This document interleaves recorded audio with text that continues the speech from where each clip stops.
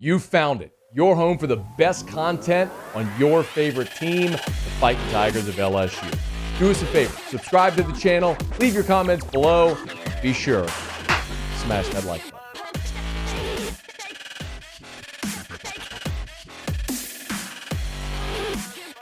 Brian Kelly has promoted Jordan Arcemont within the program. If you're not familiar, Jordan has been one of their really key off-field recruiting specialists, and he has now been promoted to Director of Player Development. Julie Boudouin, I believe, was the first that I saw on Twitter that had it. Jordan's title is now updated on the LSU website, and candidly, I interviewed Jordan this morning along with Jonathan Pixley from Matchpoint for the Rosters to Riches podcast. That episode will drop tomorrow. But again, the two changes, Wilson Alexander had it that Bob Diaco is now listed as a defensive analyst at LSU, and Julie had Jordan's promotion to Director of Player Development. So Jordan was working as sort of an off-field recruiter, now has been promoted. And the first thing I asked him on the podcast that we recorded today, again, the full pod will drop tomorrow. If you want to subscribe to it, however you get your podcast, just search Rosters to Riches, T-O, Rosters to Riches. It's the NIL podcast that we drop weekly. Last week, John Ruiz, the billionaire Miami supporter, was our guest. But I asked Jordan, what exactly is the Director of Player Development? Yeah, I think it's multifaceted, right? And with the new evolution of college football, it definitely is. You know, obviously you hear player development in the title, right? Which I think is just that and pouring into those guys. You know, players come from a ton of different backgrounds, and when you get to college, sometimes it's the first time you're off on your own, you know? And I think the relationship with your coach is surely a great one, right? But sometimes you may need somebody else to go to than just your coach, you know? So with that development piece, man, and being there for those guys and being able to help them whenever times do get tough. And for me, I've always been passionate about that, having been through trials and tribulations in my own life, right? So to get a chance to pour into young men and help them grow on and off the field, man, has been cool. Yeah, if you don't know Jordan's story, he shared some of that with us on the pod. He lost his father at a young age. He was raised by his mom, single mother, after his dad passed. Played football collegiately at Nichols. Had a series of injuries that sort of cost him his career. Got involved in recruiting. Worked at the University of Virginia in their football program for 3 years. Left UVA to do some business initiatives, and then ultimately was called back into college football by J.R. Belton.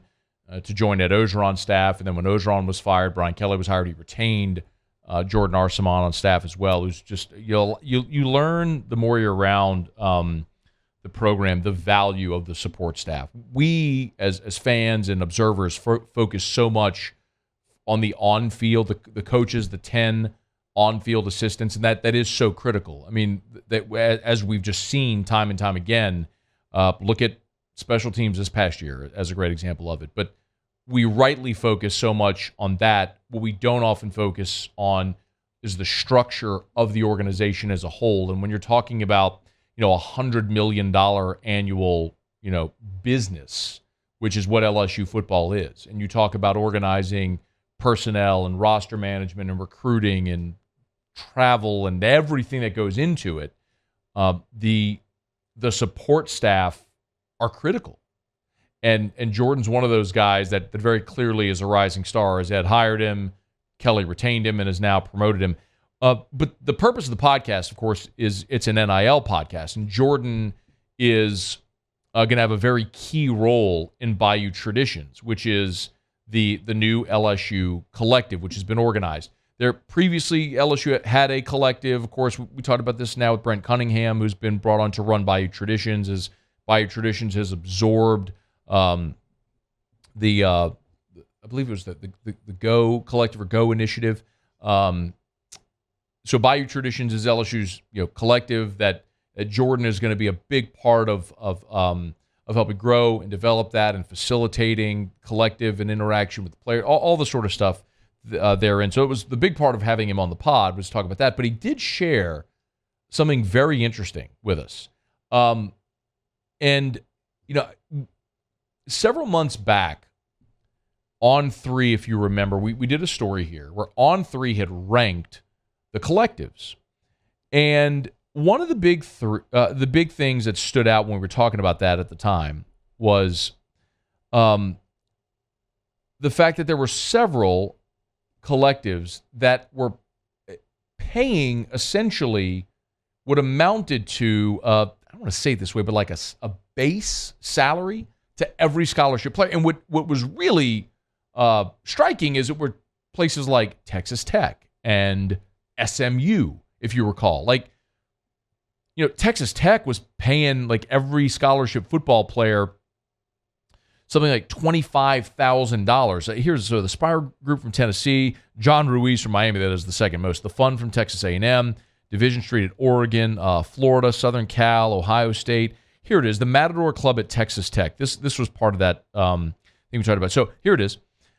The Matador Club in mid-July signed 100 Texas Tech football players to a one-year, $25,000 NIL contract. So every football player at Texas Tech got $25,000 through their collective.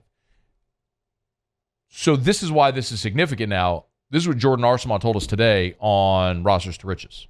Our collective has signed our whole team in to $25,000 from a football perspective that they receive, which I think is different than many places, right? So just sort of proof from what you capitalize on, I think, from your scholarship and those other little things that you can, then plus that baseline $25,000, you see that you will be well taken care of, and then truly as you continue to build your brand and things like that, you can continue to capitalize. He did clarify that I believe he clarified actually off there when we were finished that the way they've broken it down is it's $12,500 per semester. So the $25,000 is spread over 2 semesters, and it's for the scholarship players. So all 85 LSU scholarship players are going to get $12,500 per semester from the collective. And the deliverables are, you've seen appearances like when LSU went to the Greater Baton Rouge Food Bank before last season. And he showed us some of the other stuff they're doing as far as working on promotional videos and different things that are the deliverables for the collective that are mandated. You can't just have pay for play. There has to be a deliverable. The student athlete has to do something in exchange for those funds. So you'll start to see more and more of that as the days and weeks come along. So anyway, exciting times as LSU is. I know what they say, and they say they aren't behind and weren't behind. But the fact of the matter is LSU was behind. They were very, very, very far behind. You had organization and fundraising efforts going on at other programs where you didn't have that at LSU. You had open arms from LSU, but you didn't have an organized structure and path forward. They have that now, and they're making headway, which is great to see. Hey, thanks so much for watching. Please leave your comments. I love to interact, and be sure to hit the red subscribe button below.